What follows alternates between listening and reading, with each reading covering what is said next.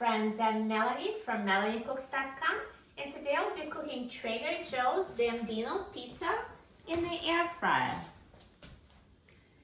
So it's super easy to cook it in the air fryer, cooking it straight from frozen, no need to defrost. Let me open up the package of this pizza.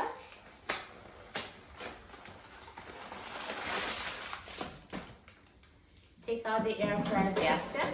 The Bambino pizza is those mini pizzas from Trader Joe's. So put them in a single layer.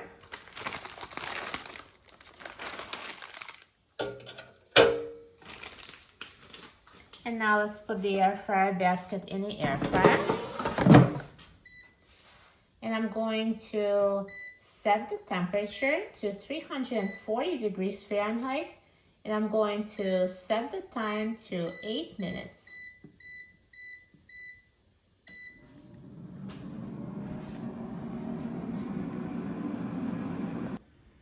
Now the air fryer is done cooking, so let's take a look. Wow, look at this pizza. It looks amazing. So nicely golden brown with perfectly melted cheese.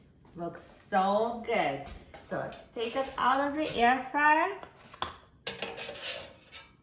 Perfect.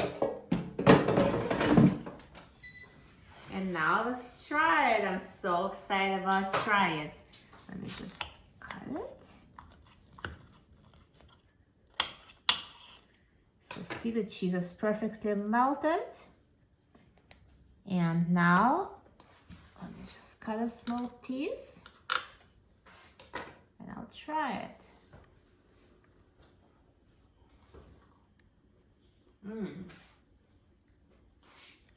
So good.